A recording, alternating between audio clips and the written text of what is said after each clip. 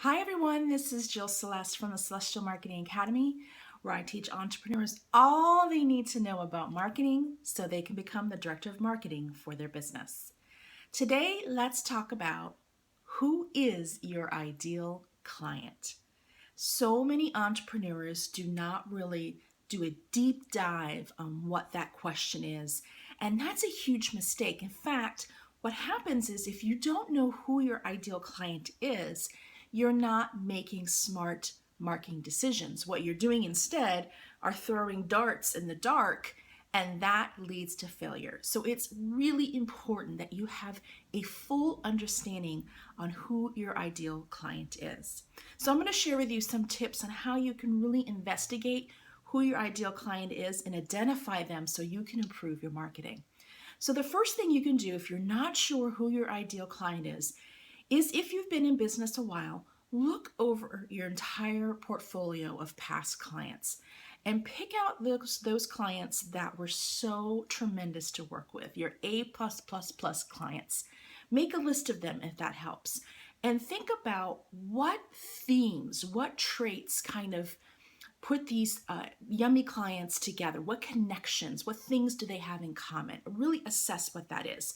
Look at their demographics, ages, location, income, but also look at psychographics, what their issues tend to be, what are their problems that they need to be solving, and think about what those commonalities are. That's a great way to really get a deep dive on who your ideal client is by taking a look at who you've worked with already.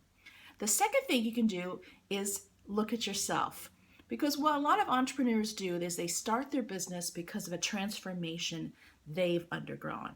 So your ideal clients really have a three-step journey. There's the before, there's the transformation, and then there's the after. You've been through all that. You're in the after stage. But think about where you were in that before stage. Think about the questions that really plagued you. Why were you stuck in this before stage? What was your life like in that before stage? Why were you hesitant to make a transformation? How did you feel once you made that transformation? So take a look at your own journey, because oftentimes our ideal clients are a version of ourselves. And when you probe about what you went through and the problems and questions and concerns that you have, that gives you great information about your own ideal client. The third thing you can do is you can ask your ideal clients. So let's say you have an idea about who they are, maybe their names, or maybe some demographic information, but you don't really know enough to kind of get a deep dive going. You can simply ask people. These are people that you might have worked with in the past, sales prospects who are on your radar screen, or people who maybe you haven't met yet. You can do this through a very simple email. And you just want to say, hey, thank you so much for your time. I'm trying to find ideal clients who were just like you. And can you just answer a few questions for me? And you could put those questions right there in the email, or you can have it be a survey on something like surveymonkey.com, and just keep it short and sweet. And people will be so happy to help you because they'll be flattered. And most people are altruistic. They want to help others, and they'll fill out that survey or answer those questions. So that's another thing you can do to really discover who your ideal client is. The fourth thing I want to share with you is to really understand this principle. Your ideal client will change over time. For example, over a period of 15 months, I personally changed my ideal client 4 times. 4 times. And that's really very normal. So what happens is you're going to capture this information for now. And as your journey progresses, you're going to learn more about your ideal client. You're going to learn more about yourself and who you can really help.